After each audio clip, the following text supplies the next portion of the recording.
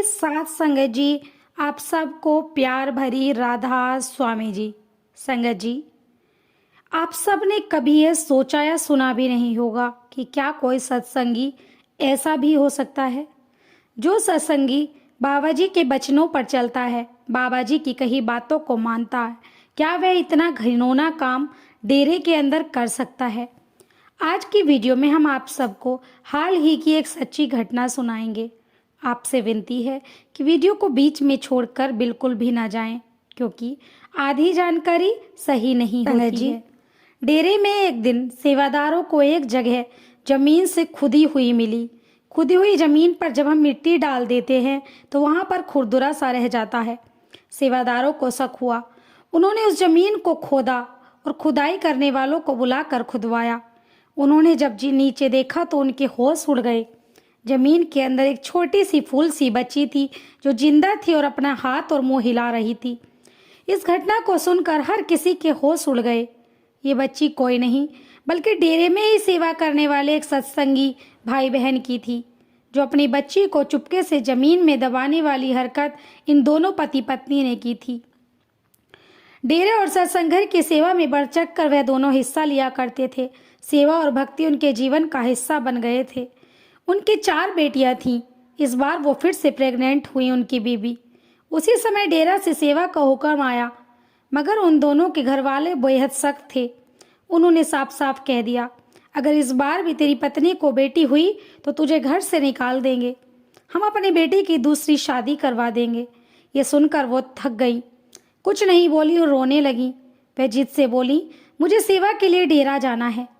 ससुराल वालों ने रोकने की कोशिश की, लेकिन सत्संगी भाई की बीवी ने मना कर दिया। पर ससुराल वालों ने कहा, तेरा डिलीवरी का समय आने वाला है, वहां मत जा। लेकिन वह बोली, मैं जाऊंगी और जब तक लौट आऊंगी। मुझे वहां बहुत हल्की सी सेवा दी जाती है। इतना कहते कहते वे अपना सामान बांधने लगी और डेरे में सेवा के लिए रवाना हो गई। संगत जी, वहां पहुंचकर उन बीवी ने पूरी निष्ठा से सेवा शुरू कर दी। डेरे के एक कोने में मिट्टी की सेवा चल रही थी। इस बीवी को भारी सेवा नहीं दी गई क्योंकि यह प्रेग्नेंट थी। तभी इस बीवी को बहुत तेज दर्द होने शुरू हो गए। पास ही सेवा कर रहे सेवादारों ने तुरंत चिंता जताई और बोले, इन्हें अस्पताल ले चलिए। तभी वहां मौजूद एक बुजुर्ग बीवी ने स्थिति को भांपा और बोली, अस्पताल दूर है, वहां पहुंचने तक इनकी डिलीवरी हो जाएगी और बच्चा आ जाएगा। अन्य सत्संगी महिलाएं भी तुरंत आईं और मिलकर उसी सेवा स्थल के एक हिस्से को कवर कर लिया। वहीं पर उनकी डिलीवरी करवाई। संगत जी, इस बार भी उन सत्संगी बहन बीवी ने एक प्यारी सी बेटी को जन्म दिया। जब उनकी नजर इस नन्ही सी जान पर पड़ी, वह कुछ पल के लिए सिहर गई और अपनी ममता भरी आंखों से उसको देखा। मगर मन में एक ही सवाल और डर था, अब क्या होगा? घर वाले तो पहले ही चेतावनी दे चुके थे कि अगर बेटी हुई तो वो मुझे इस बार सचमुच घर से धक्के मार कर निकाल देंगे। वे डर गई और रोने लगी। सेवा में लगे बाकी सेवादारों ने जब देखा कि वो रो रही हैं तो सबकी ओर बढ़े और उनसे पूछने लगे, बीबी जी क्या हुआ, आप क्यों रो रही हैं? आपकी बच्ची बिल्कुल ठीक है। वे चुप हो गई। उन्होंने किसी से कुछ नहीं कहा और अपनी बेटी को सीने से लगाया। एक कोने में जाकर बैठ गई। सेवादार बोले, देखो बीबी, रो मत, हम तुम्हारे घर वालों को बुलवा लेते हैं, सब ठीक हो जाएगा। मगर बीवी ने धीरे से कहा, नहीं नहीं, किसी को बुलाने की जरूरत नहीं है, मैं घर ही जा रही हूँ, सबको खुद ही बता दूंगी कि मैंने बेटी को जन्म दिया है। सेवादारों ने उनकी बात का मान रखा, फिर से अपने अपने सेवा कार्य में लग गए। लेकिन उस बीवी का मन जैसे अंदर से हिल चुका था। बेचैनी उसे अंदर से तोड़ रही थी। सोच रही थी, अब क्या होगा? घर लौटूंगी तो वो लोग मेरे साथ न जाने क्या करेंगे। थोड़ी देर बाद जब सेवादारों ने इधर उधर नजर दौड़ाई तो देखा कि बीवी और उसकी नवजात बेटी वहां से गायब थी। सबने सोचा शायद वे अपने घर गई होंगी, कोई उनको लेने के लिए आ गया होगा। कुछ समय बाद सेवादार भाई ने पेड़ के नीचे चाय पीने के लिए जमीन पर बैठे तो उनमें से एक ने जमीन को गौर से देखा और कहा, अरे ये मिट्टी तो पहले बिल्कुल सख्त थी, अब यहाँ पर खुरदुरा क्यों हो गया है? यहाँ पर किसी ने खुदाई की है क्या? जिज्ञासा से एक सेवादार ने मिट्टी को अपने हाथों से हटाना और उससे खेलना शुरू कर दिया। तभी अंदर से एक मासूम बच्चे की रोने की आवाज आई। संगत जी, सेवादार भाई के होश उड़ गए और जल्दी जल्दी मिट्टी हटाई। जो दृश्य सामने आया उसने सबको अंदर तक झकझोर दिया। वहीं उसी मिट्टी में वो नवजात बच्ची जीवित दबी हुई थी जो भूख से रो रही थी। सेवादार भाई ने उसे तुरंत गोदी में उठा लिया और सीने से लगा लिया। सभी की आंखों में आंसू थे। संगत जानती है, बाबा जी सेवादारों को सेवा स्थलों पर विशेष दर्शन देते हैं। संयोग बस उसी वक्त बाबा जी भी वहां पधार गए। जैसे ही बाबा जी ने भीड़ देखी, वहां बाबा जी भी उस ओर चले आए।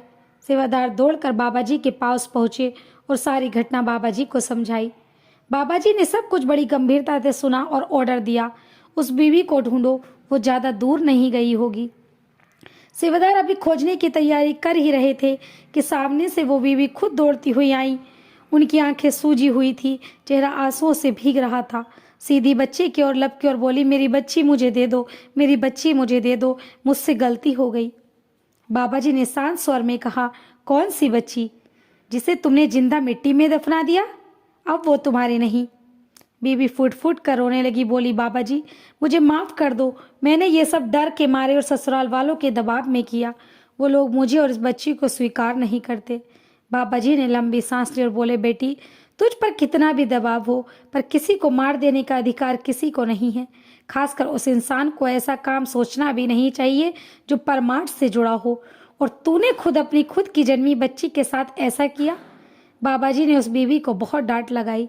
फिर बाबा जी बोले, अगर तेरे घर वाले इस बच्ची को नहीं अपना सकते तो अब ये बच्ची हमारे डेरा की जिम्मेदारी है, आज से इस डेरा की बेटी है।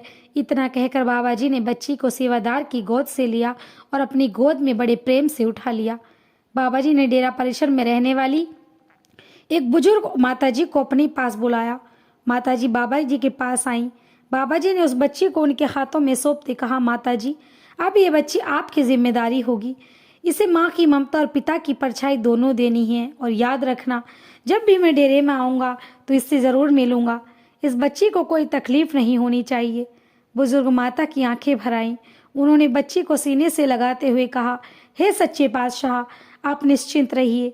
आपने मुझे इस पुण्य काम के लायक समझा, यही मेरे लिए सौभाग्य की बात है। आज से यह मेरी बेटी है और इस डेरे की बेटी है।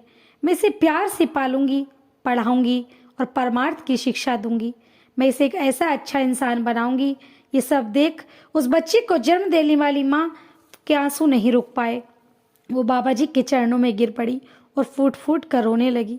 तेज आवाज में बोली, बाबा जी मुझे माफ कर दीजिए, मैं बहक गई थी, लेकिन अब मैं बहुत खुश हूँ। इससे बड़ी बात मेरे लिए और भला क्या होगी कि मेरे बच्ची मेरे सतगुरु के शरण में है। मेरी बच्ची बहुत भाग्यशाली है, जिसने जन्म भी डेरे की मिट्टी में लिया और शरण भी डेरे में ली। संगत जी, आप सबको यह साखी कैसी लगी, यह सच्ची घटना आप सबको कैसे लगी, कमेंट में ज़रूर बताइए। अगर आप वीडियो पर आ ही गए हैं तो कमेंट में राधा स्वामी जी लिखे बिना नहीं जाइए, और ऐसी ही सच्ची साखियाँ सुनने के लिए हमारे इस चैनल को सब्सक्राइब कर लीजिए। राधा स्वामी जी।